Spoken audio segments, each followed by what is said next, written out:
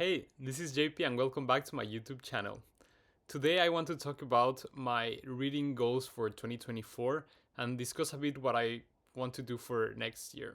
I like having some reading goals as guidance for my reading, but I'm not very harsh on myself in terms of completing them or trying some mood reading here and there. So these are just general directions to make sure that I'm reading some things within some guidelines, but if I don't complete my challenges, I honestly don't care, even though I'm usually good at it. For the last couple of years, I've basically used the same three reading goals, and just let's go through them. So the first one is reading at least 10 books from my physical TBR, and there's nothing complicated about it. It's just reading books that I already own physically, and obviously as I get books, I want to make sure that I read them. And especially, I want to make sure that my library is a good reflection of my reading tastes and that it showcases my favorite books. And so, as I get books, I want to make sure that I read them. And if they are not favorites, or if I don't think I will reread them anytime in the future, then I can just give them to the library or to the secondhand book system. The second reading goal that I have is reading book continuations or books that are in series. And there's also nothing super special here. I just want to make sure that I catch up to series that I am in the process of reading, or if there is a series that I started a long time ago that I completed. And for this challenge, I don't count the first book in the series, so it needs to be at least the second, a continuation. Even books that are in the same world and are in conversation with other books in that world, or if there are characters that cross over from one main series to the next. And this happens actually quite a lot in fantasy, and because you need to more or less read them in order, and they are kind of like an overarching series, I consider those books to be continuations, even if there are standalones. Like in the First Law universe, there are a couple of standalones, and yes, they are standalones, but you kind of need to read the first trilogy to really appreciate and follow the story and, get what's going on in the wider world. So I do consider those as continuations for this challenge. And actually, this goal is one that I've struggled a bit this year, and I think that's mostly because of Malasan. I started reading Malasan maybe like a year and a half ago, so I read that a lot of last year and this year as well. And I have this tendency to read books back to back when it's a series, and this is just because I have really bad memory. So if I don't binge the series, I will forget the characters and maybe the names of the places, the cities, or characters. These fantasy series sometimes have a bunch of characters, and it's super hard already to keep track of everyone, let alone when time has passed. So in general, for the most part, I try to binge series. But for instance, Malasan it's gigantic and it's very dense, and I realized that this technique of binge reading kind of became a bit tiresome, and I was needing some kind of pause, and that's why I started reading a lot of standalones, a lot of first books in series, because I just kind of needed a break from this chunky fantasy series. So this is a goal that I think I'm still going to complete, and during December I will mostly read book continuations. But yeah, it's one that I think in general I'm pretty good at, but because of Malasan, it's been going so. My third and last official reading goal is reading books in Swedish. This is something that I started doing when I started my language learning journey, and I realized that reading was a really big factor in how quickly I learned the language. And so I wanted to keep reading books in Swedish to improve my vocabulary. But I realized that I was not enjoying the books that I was reading so much, and I started viewing this goal more as a chore, and I just wanted to complete it. And I think there are a couple of reasons why. So I haven't really found a Swedish author that I am completely blown away by. I No, I have seen a bunch of fantasy series written originally in Swedish, and I wanna eventually try those. But I think for the most part, I've been reading contemporary fiction in Swedish, and that's good because it helps me with vocabulary that I can find in the real world and that I can use in my everyday life. Again, this is kind of why I had this challenge. But at the same time, I am not a very big contemporary reader, and so these stories often don't impact me as much. And again, I read it for the training, but it doesn't feel like, oh, I'm enjoying this book so much. So I think for next year, I will actually be dropping this as an official challenge and instead try to do a project where I explore more Swedish authors that are closer to the genres that I read. The only problem though is that in fantasy in particular, these kind of settings usually require a lot of words that are not used today. So that's why I've also been a bit hesitant about reading fantasy in Swedish, because I think it's going to be way more challenging just by the sheer fact of the use of words that I am not so used to. And at the same time, these are words that are not so useful for me either, because we're not talking about dragons and castles every day. So I don't know, it's tricky. I actually don't know what to do really, but I think my intention is I should be reading something that I enjoy, and to that extent, try to find Swedish authors that I like, and then the language will come slowly, even if it's not extremely useful. It doesn't need to be, but I want to make sure that I'm enjoying what I read, and so I think I will be dropping this challenge as a challenge, so it doesn't feel like I am just ticking off boxes by reading books in Swedish that I am not necessarily enjoying. So yeah, if you have any recommendations about series, or they don't need to be series and they don't need to be fantasy or sci-fi, but just good books that you've read that are originally written in Swedish, just let me know. The last kind of reading challenge that I've been doing for this year is the fantasy, or the Reddit fantasy bingo reading challenge. I don't know what the official name is, but basically they put up this list of 25 reading prompts, and you're trying to read books that fit with the prompts and make this kind of bingo card, which is very fun. I've had mixed experiences with this. The first time I tried it, I just tried to fill all of the prompts in hard mode, and this just made me read a lot of books that I had never thought about reading. So on that side, I think that was cool. But I was also just reading as a completionist then, and I did not enjoy most of the books that I read at that time. So that did not work out for me. And actually, the last year I just did not do the reading challenge. But this year I was okay. I will have a different mindset approaching this challenge, and I will use it as a way to, maybe from the books that I already own towards that challenge, towards that reading goal, I can just try to fit them into the bingo.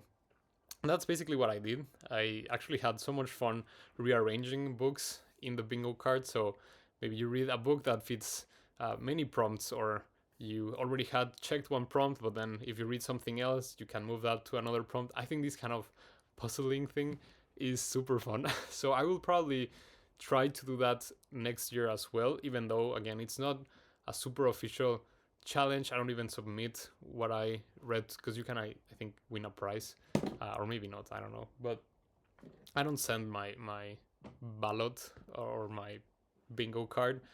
I just think it's a fun way to explore new things, and yeah, but it's still 25 books, which is a big percentage of what I can read in a year. So that's why I try not to be super harsh, because I want to make sure that I'm not just prioritizing the prompts, but actually reading things that I am more in the mood of.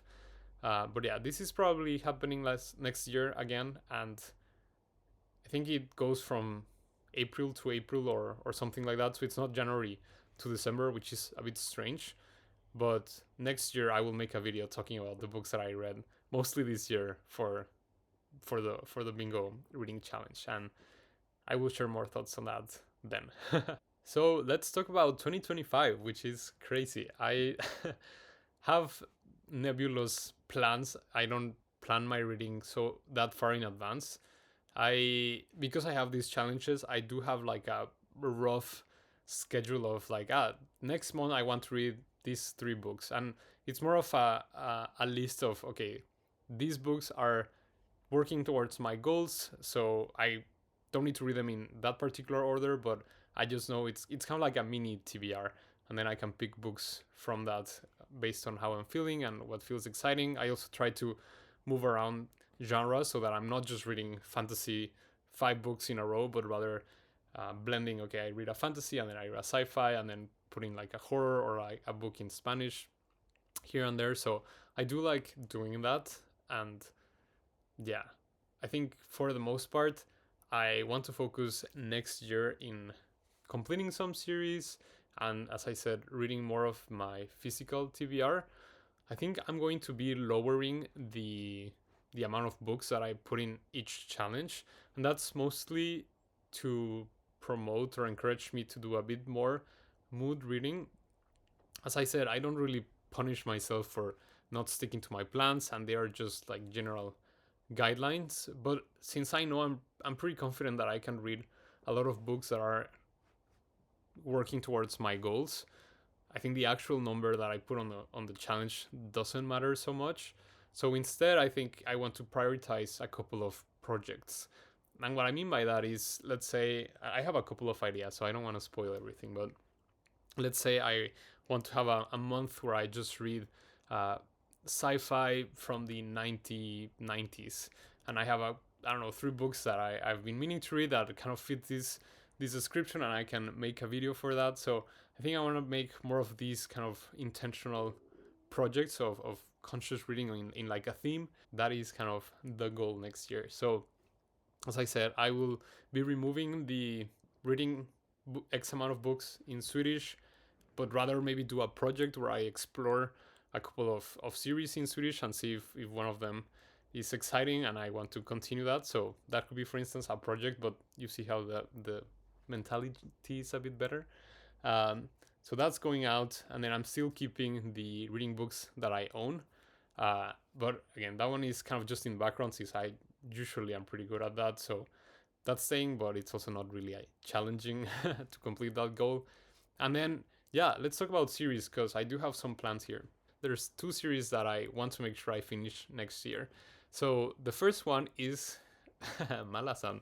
I am 7 books in. I actually started the 8th book and I couldn't really continue, or I was just not in the right mindset for it, and I had a bit of fatigue from reading this super chunky and dense and depressing and emotional, but also extremely epic and open scope books in the Malasan series. But I think now it's time to actually wrap this series up before I forget everything, because I don't want to.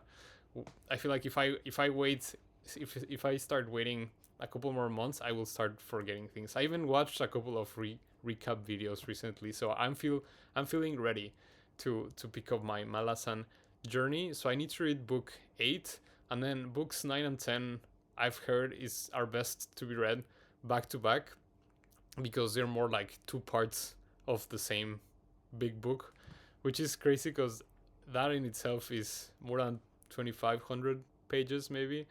So I think what I'll try to do is read book 8 pretty early in the year, and then kind of read something else, get some breathing room, and then eventually read 9 and 10 straight in a row. So that needs to happen next year. Malasa needs to be finished. The second series that I want to wrap up is the First Law world. There is 1 trilogy that I've read, and then there's 3 standalones that I've also read, and then there's a second trilogy. I actually mean to start this second trilogy now in December, so I think I will be more than ready to wrap it up in the next year, but I just want to make sure that I pick up First Law. And this is mostly more than completing the series. I love the first trilogy so much, and I enjoyed most of the standalones. So this is a bit more of I want to read a book that or books from an author that I've enjoyed in the past more than anything. But it's also cool that it's completing a series, and everyone that talks about it says that it's even better than the first one. So I am extremely excited to go back to that world and finish that. I will also probably be binge reading it because again my memory is not great. So maybe that will happen sometime in summer. We'll see. Because these books are chunky, but they are more readable. They I feel like you can breeze through them. Super exciting, very character focused, but very humorous. So, or actually, maybe it's better to just read them in winter to pick up the mood. I don't know. So those are two kind of series where I'm missing basically three books from that I want to complete in 2025. And yeah, I talked about the Swedish. What else? That's right. I forgot that I had made a video. That sounds like I do so many videos, but I did record a video about 10 books that I wanted to read in 2024. So let's just go quickly through that because I think I don't even know how many I read. Okay, so I just quickly watched the video that I put out. I will put it there somewhere. And basically, I had selected 10 books that I wanted to read by the end of 2024. This is not a reading goal, but kind of an unofficial reading goal that I had this year, I guess. And yeah, so basically, I've already read 6 out of the 10 books. That's pretty good. And also, there are, out of the 4 that I haven't read, there's 2 that one of them, I'm reading it right now. And then, no, wait, I am lying. So out of the 10 books that I wanted to read in 2024 from that video, I've already read 5, which is pretty good. And then I am reading number 6. So that's 6 out of 10, not bad. And looking at the list, I actually have 2 of them in my reading plans for December. The other 2 are not going to happen this year. So basically, if we just extrapolate that, by the end of the year, I will have read 8 out of the 10 books that I mentioned in that list, and that's pretty good. I mean, unofficial challenge, but that's yay me. So basically, let's just mention them quickly. So the books that I've already read are Her Body and Other Parties, The Banished Birds, I Who Have Never Known Men. All of those were amazing, actually. And Nine Fox Gambit and Children of Ruin. We'll save my thoughts for later. And I'm currently reading Our Wives Under the Sea. So that's the 6 that are basically going to be completed very soon. And the last 2 that I want to read this year are A Little Hatred. As I mentioned, this is the first book in the second trilogy of the First Law world. So we've already mentioned that, and Heartstopper, right? So I already mentioned both of those, and they will be started very soon now in December. So basically that just leaves Toll the Hounds, which is book 8 in Malasan. So we've already mentioned that, but that will happen next year. And then the last one is Cloud Cuckoo Land. This is I mean, I'm not ashamed of that, but this is a book that I feel like I've had in my TBR, as in like in my reading plans, year by year by year, and I still don't miss it. So maybe I should just say 2025 reading challenge, finished, or like starting and finishing Cloud Cuckoo Land, because that is probably the book that has been for the longest in my shelves that I haven't read, which feels a bit strange because it sounds so good, and I don't know why I just don't pick it up. So mini super easy challenge for 2025, reading Cloud Cuckoo Land. It needs to happen. I'm glad that I remember this video because I think that was fun. Yeah, so I think that's basically it for how my reading went this year. I know I talked mostly about the challenges. You will get more thoughts from like best books, worst books in the next videos. So I didn't want to spoil that in this one. But yeah, I would say overall I had a really good year, and I'm glad that I mostly met all of my goals. And I also liked reflecting a bit on what are the things that worked for me and what are the things that didn't work. And so I will be creating those for next year soon. So that is basically it for me. Thank you and have a great day. Bye.